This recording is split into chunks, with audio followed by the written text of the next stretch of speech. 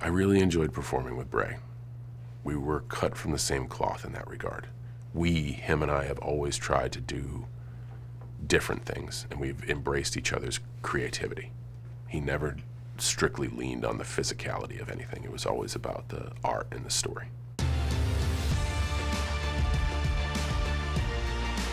Extreme Rules 2012. And here we go, John Cena! He came right out of the box and Lesnar with a takedown. Every one of those are pretty decent hits. Man, Brock is one of a kind, like truly he is. I love watching him, and I always tell you that I watch the people. It's really difficult to ignore Brock. You're in a fight for your life, but he's also the most giving, gracious performer. Gives it all, and there's no way for you to question his legitimacy. There's a ringside sign that says legitimacy is returned, and that says it all when it comes to him. Here's the cover! Cena did it! Cena did it! Cena, in a must-win, pulls it out! I love Brock as a performer. I think he's extremely underrated. Even though he's in that conversation of the greatest of all time. And I love him as a human being. He is wholeheartedly himself and shoots you straight. At least you know where you stand with him at all times, and I really admire that about him. And he's been wonderful to me over the years. Another person that we kind of matriculated together, and we both have our different paths to success, and we're both rooting for each other, constantly. Extreme Rules 2010.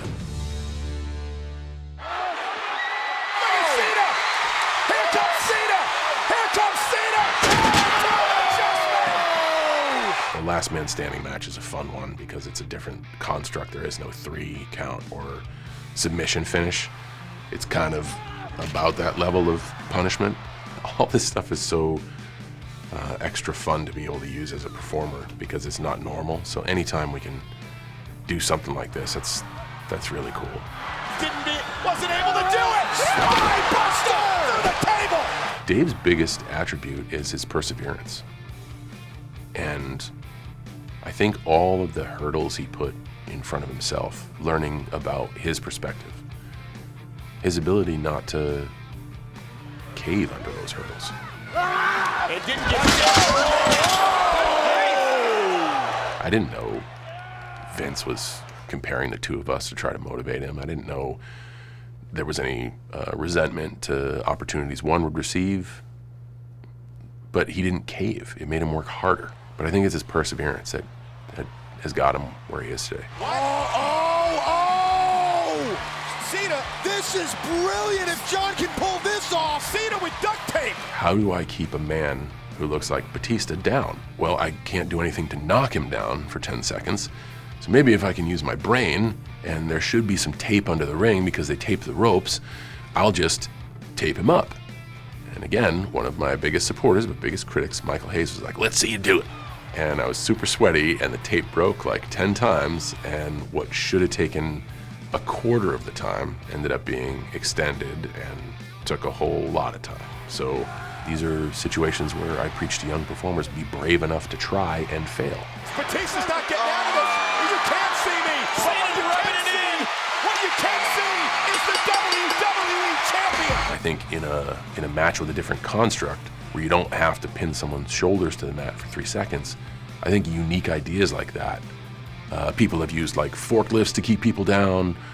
I love that creative thinking, but man, that could have been smoother on my end.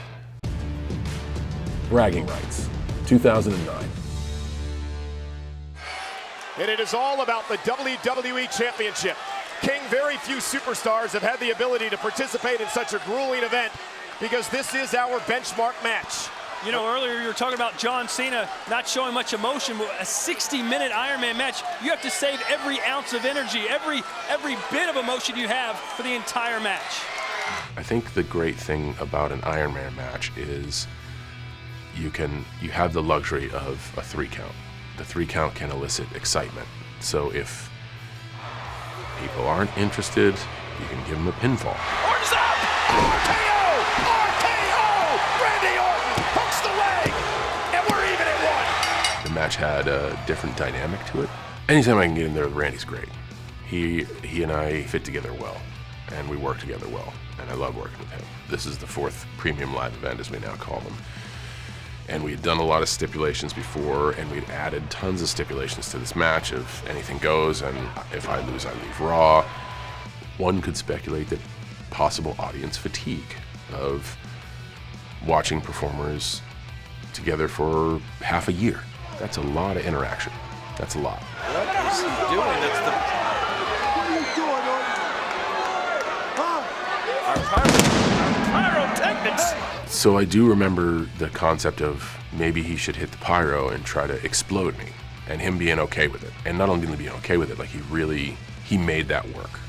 I think that just goes to show if we were coming up with concepts like that, we had certainly exhausted every traditional method of competition.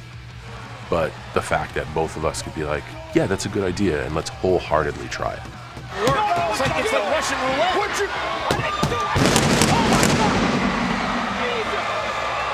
It's a cool concept, a cool idea, and we were brave enough to try. And that's, I think, when you've had such a history with someone and been in the ring with them so many times, we both kind of knew, like, well, we're going to have to do some different stuff here. Attitude adjustment time. Orton's up top. Cena going for the attitude adjustment.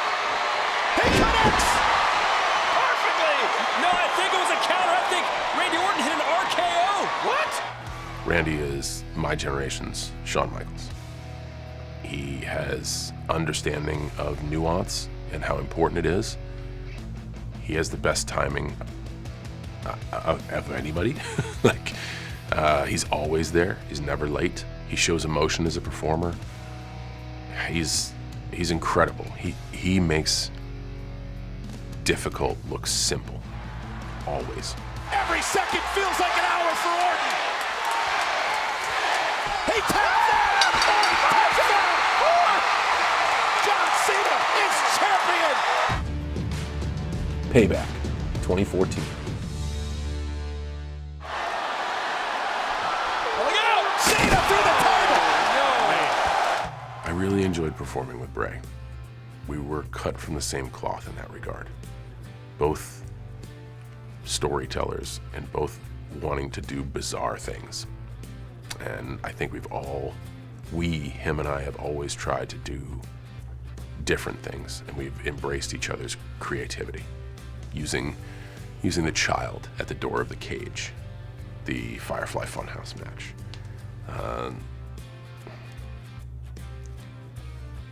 Those are ideas that come from a unique individual. Bray Wyatt landed on his feet. Whoa. Oh, look out. And Bray Wyatt is Cena blasted into the timekeeper's area. What I like about the last man standing on the Anything Goes matches is in any other match, your canvas is sort of the ring. And I love trying to push the boundaries of what can we do now that we have the whole arena. Oh, wild mess by Wyatt. Now Cena back into the fight. Cena with a chair. Now John Cena turning the tables. And there are so many organic things with how we load into an arena and how we set up our event that can be used and that can be incorporated in these matches where you can go all over the building. I always like trying to think of that stuff in any sort of scenario. What do I have at my disposal? Going for Bray up on his shoulders. Cena's got Bray up on his shoulders. John Cena looking for the... I always loved Wyndham's creativity. He never strictly leaned on the physicality of anything. It was always about the art and the story. Battleground, 2015.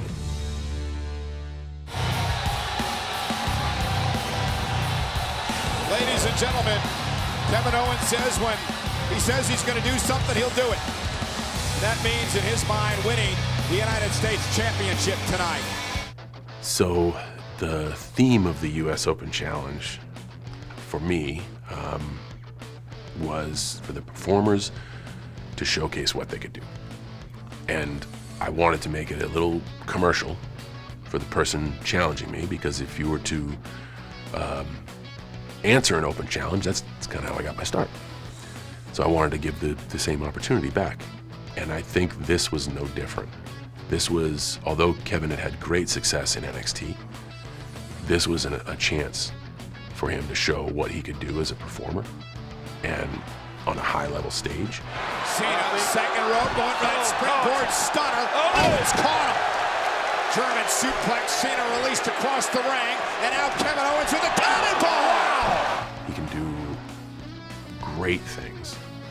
He has such a library of athletic things that he can do. He very much brought the best out of me in that perspective. And I thought this was a really cool moment. The audience was kind of wanting something new. The audience was wanting something new. And even me with the United States Championship is still, oh, they're still investing in this guy. Will someone new knock him off? Who's attitudinal, who you kind of don't know what to expect on your first impression. I think all of those things together, it was the right person to do it and the right moment in time to do it. Look at the pressure, Cena's applying! Right across the bridge of the nose. Can you imagine that pressure with the strength of John Cena? And Owens taps out in an absolute classic. I just think it was a situation where Kevin, as a new performer, becomes a member of the roster and goes to the absolute limit and brings the best out of me, and in tune, I kind of gave him a chance to showcase what he could do, which is a whole lot. And I thought it was a very good start to the audience getting to know KO. Monday Night Raw, April 23rd, 2007. Tonight, what this rematch is all about is competition, ring superiority.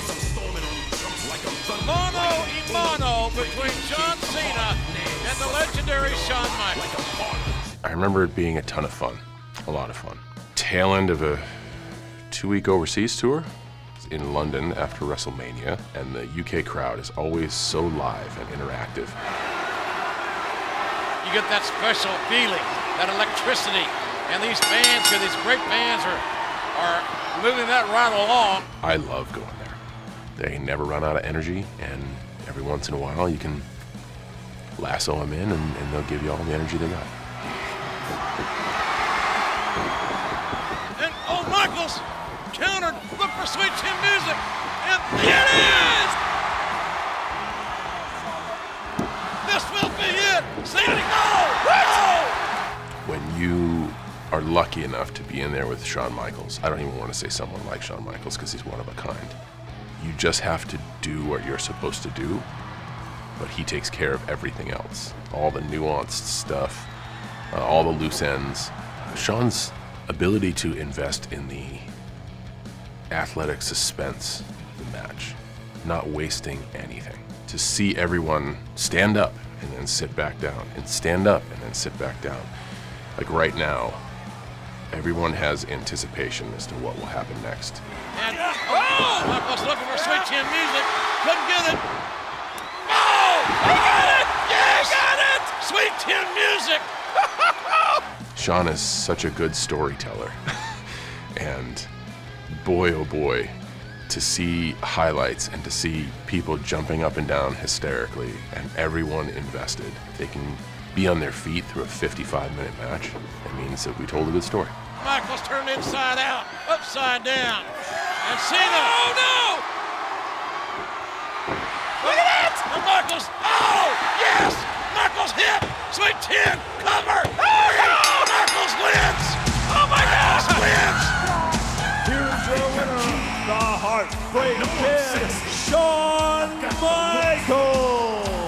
Wins, losses, it's a chance to be on the stage. It's a chance to be in the arena. I got to soak up the wisdom from one of the greatest in-ring performers of all time for an hour. It was really something. The Royal Rumble 2017. Well, look at the kind of shape John Cena's in. And I can tell you this, when that vein in his right shoulder starts pumping, AJ's in trouble. John Cena doesn't miss any days from the gym, I can tell you that. That's why we're in for what I believe is going to be a classic, David. I talk about the nuance, and sometimes, especially in the Royal Rumble, where the goal of the match is to get everyone to leave the ring. We took a broad look at that and we're like, well, what if for a championship match we didn't leave the ring? What would that look like? Could we do it? So it allowed us to stay with that and try to put on a match where two highly skilled competitors show their skill in a marquee premium live event in front of an audience for the richest prize in sports entertainment. Styles on his feet. Kicks John Nice Cena. counter. Oh, beautiful German suplex by AJ Styles. Oh! Planted. Face buster hooked and gets a 2 count. I think the most important thing I could say is AJ exercises humility, and that allows him to move forward. With all the success he had before he arrived in WWE, there's no reason for him to think that he could grow, that this would be a place, especially because of the effort and the exhibition of his talents and gifts that he put on in other promotions. How could he possibly do something more from a physical performance aspect here? And he could have been more complicated, but he had a growth mindset, and he really was humble. And I think that helped us do what we did, and hopefully, I know, I talk to AJ often. We look back on that time fondly. I learned a lot. He taught me how to do a bunch of stuff that I'd never done before and do it well. And he said he learned a lot professionally about how this place, WWE, is just in its own thing. It's not like any other place with a ring and 4 posts or whatever. It's not like any other place ever. There's the rest of it, and then there's here. And WWE is the way it is for a reason. And I think that first year for him, especially us having so much time together, was important for him in understanding that. And he was humble enough to understand that. Tonight, look at the power of Cena, That's David. just pure power. That's just God-given strength right there. Man, AJ is good. He just moves around you. Like, all I have to do is just be a statue in there, and he can move around. We threw in the figure 4 because it was for the 16-time champion, so it'd be cool if, as an homage to Rick. And again, a nuance that if you get it, you get it. If not, we did it. That's kind of us doing stuff for ourselves. And yeah, I think this was the match where we didn't go to the floor. We might have jumped off the ropes, but we didn't go to the floor at all. And yeah, the adjusting your attitude once isn't enough. I have to adjust it and then adjust it back to where it was. And that'll get it done. History at the Royal Rumble! And just the small nuances of how things work, not being overly excited for the 3 count, but authentically, like, 1, it's over. 2, wow, I can't believe that I just was part of that. That was one, man, I have fond memories of that. There are so many that I don't have any recollection of.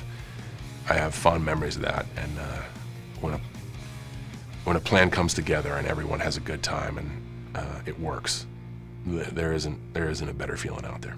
Here's your winner and the new WWE Champion, John Cena! Anytime I see matches back, I look at them through a different lens. I don't even see myself there. Some of the matches I remember, some of the matches I have no idea that happened. I always just try to look at the audience. And that's the way I look at every event. What are the people doing? Are they interested? Are they apathetic? Are they silent because they're paying attention? Are they going crazy? And if so, why? What brought us here? What got us here? What little moment in time, what story did that tell going forward? I think reflection is super important. And the WWE is such a fast-moving machine that we're always looking forward, and we're